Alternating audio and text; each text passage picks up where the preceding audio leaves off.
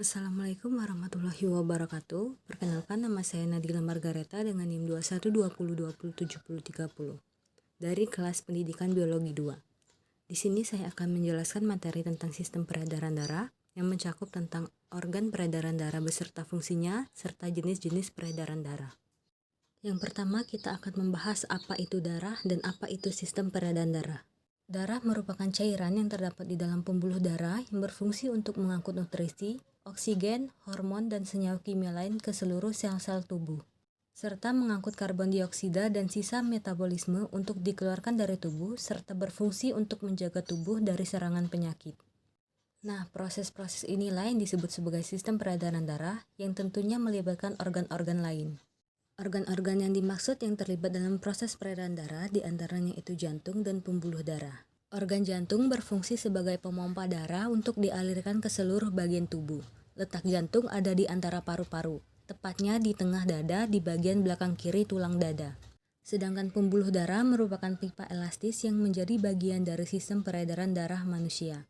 Pembuluh darah berfungsi untuk mengalirkan darah dari jantung ke seluruh tubuh dan mengangkut darah dari seluruh tubuh menuju jantung. Organ jantung terdiri atas 4 ruang, yaitu atrium kiri, ventrikel kiri, atrium kanan, dan ventrikel kanan. Keempat ruang tersebut dipisahkan oleh 4 katup yang berfungsi untuk menjaga aliran darah agar mengalir ke arah yang benar. Maksudnya yaitu agar darah kotor maupun darah bersih mengalir ke tempat yang benar dan tidak tercampur. Keempat katup jantung tersebut yaitu trikuspid, mitral, pulmonal, dan aorta. Di organ jantung terdapat 3 pembuluh darah utama, yaitu yang pertama pembuluh nadi atau arteri. Arteri berguna membawa darah yang kaya oksigen dari jantung ke bagian tubuh lainnya. Arteri memiliki dinding yang cukup elastis sehingga mampu menjaga tekanan darah tetap konsisten. Arteri berisi darah yang mengandung oksigen kecuali pembuluh arteri pulmonalis. Yang kedua yaitu pembuluh balik atau vena. Vena berguna untuk membawa darah yang miskin oksigen atau penuh dengan karbon dioksida dari seluruh tubuh untuk kembali ke jantung. Dibandingkan pembuluh arteri, vena memiliki dinding pembuluh yang lebih tipis. Vena berisi darah yang banyak mengandung karbon dioksida kecuali vena pulmonalis. Yang ketiga yaitu pembuluh kapiler. Ujung pembuluh arteri dan ujung pembuluh vena bercabang-cabang menjadi pembuluh-pembuluh kecil yang disebut pembuluh kapiler. Pada pembuluh kapiler inilah terjadi pertukaran gas oksigen dan gas karbon dioksida antara darah dengan jaringan tubuh. Nah, berikut ini rangkuman perbedaan antara pembuluh arteri dan pembuluh vena. Pembuluh arteri terletak tersembunyi dari dalam tubuh, sedangkan pembuluh vena terdapat di dekat permukaan tubuh. Aliran darah arteri meninggalkan jantung, sedangkan aliran darah vena menuju jantung. Denyut yang dihasilkan oleh pembuluh arteri itu terasa, sedangkan denyut yang dihasilkan oleh pembuluh vena itu tidak terasa. Katup pada pembuluh arteri terdapat 1 pada pangkal jantung, sedangkan pada pembuluh vena katup terdapat banyak di sepanjang pembuluh. Darah yang keluar dari pembuluh arteri akan memancar, sedangkan pada pembuluh vena tidak memancar. Materi selanjutnya yaitu sistem peredaran darah.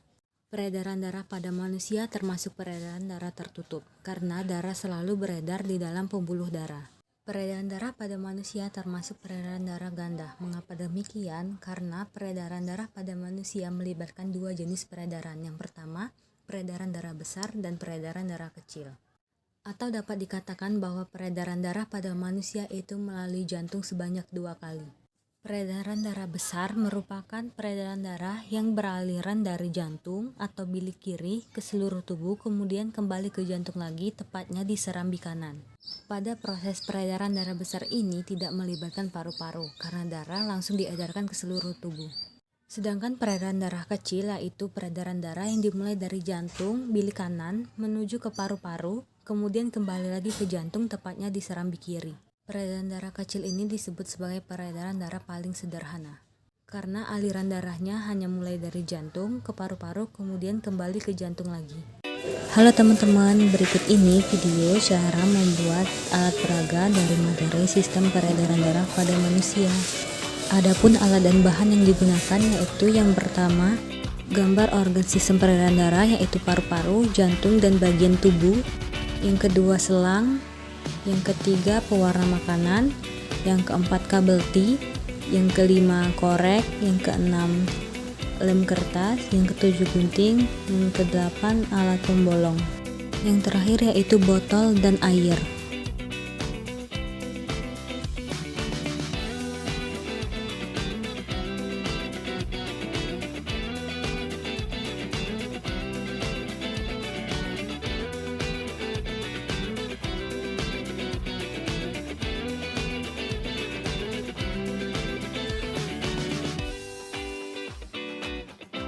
Berikut adalah mekanisme kerja dari sistem peredaran darah pada manusia.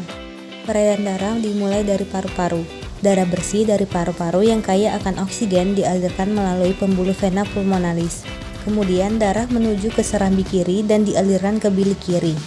Di bilik kiri, darah akan dipompa menuju aorta. Darah yang dipompa di aorta memiliki banyak oksigen. Darah tersebut selanjutnya akan diedarkan ke seluruh tubuh kecuali paru-paru. Dari seluruh tubuh, darah akan kembali lagi ke jantung dengan masuk ke serambi kanan. Darah ini mengandung karbon dioksida. Selanjutnya darah akan dibawa masuk ke paru-paru. Di dalam paru-paru terjadi pertukaran gas dalam darah, yaitu oksigen dan karbon dioksida.